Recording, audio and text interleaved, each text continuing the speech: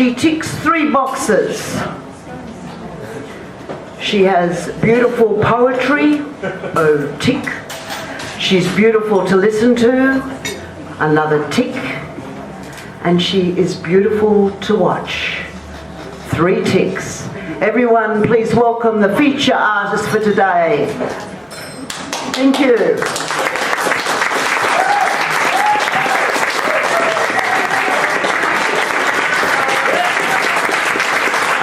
Anastasi.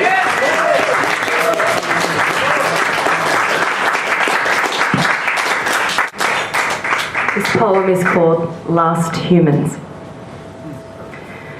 The stoic, the washed up fish eaters, the floating people mistaken for boys, those that lean against glass panes graffitied with black marker obituaries, the mutterers, the wailers in the park, the power walkers that won't stop, the weeping selfies, the huggers, the entanglement of mute glances, the agent that stays at the empty open for inspection until the end, the student buried in her set text, the incense burners in the sewers, the junkies, the abandoned phones, the frugal lined woman planting makeshift crops between 2 walls, the bone collectors, the hystericals, those who refuse to step on the stiff birds, those unmoved by the disoriented dogs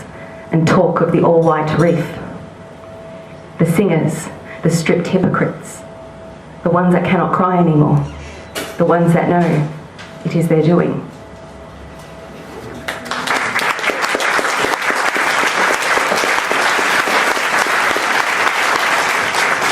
Okay, so these are some almost futuristic haiku because it's about the Great Barrier Reef. It's called Reef 2050.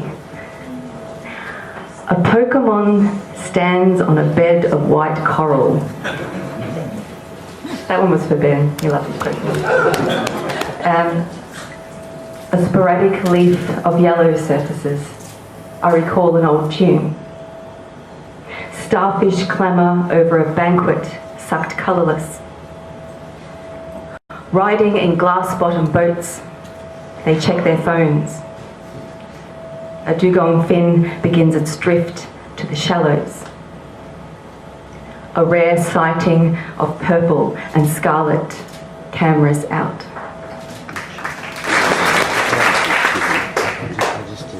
This is a poem about missing somebody, and it's about those first moments when you feel the absence of a person that has become essential to you.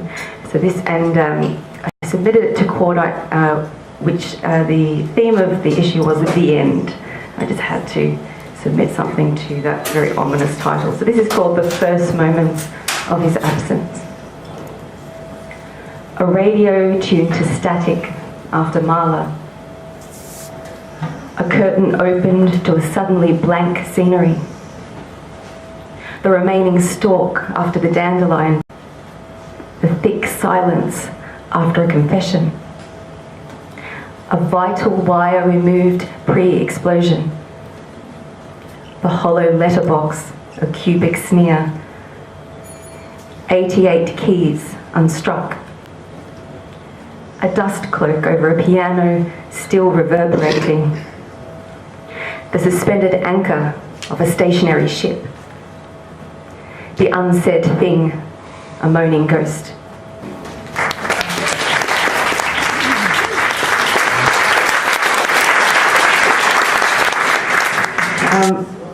I'm dedicating the next bunch of poems to Ian McBride because they're all one-line poems, which I was inspired to write after I read Slivers. And I sent them to him, and I got an email back saying, "Smart ass." and I thought he must think they're good or decent, at least. Okay, so here are some one-line poems. You need not have your eyes open to know that the sun is out. I have yet to invite myself. Friday, what didn't happen? The bride's doubt is visible through the veil. Metronome on, appassionato lost. The fireman is trapped inside. A draft, yet the curtains are still.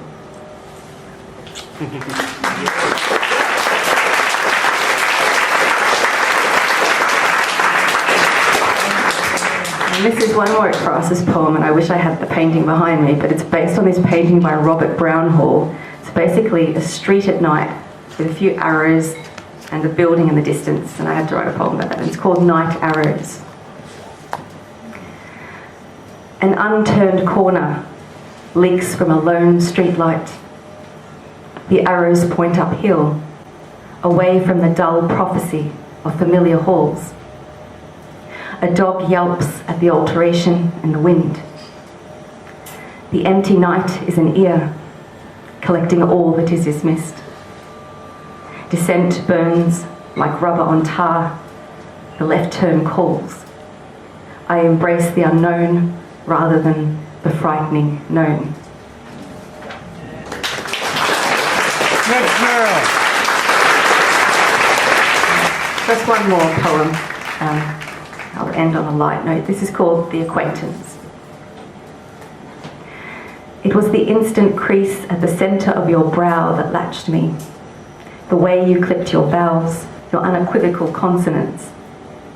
How your eyes darted to register a passerby, and how those endless pulls, indefinite in tone, upon the mention of Yeats would lift their veil, the irises lightening. How your voice that sailed in and out of my ear with Mozartian ease had no sudden harsh or hammering tenor, no vacant or misplaced silences.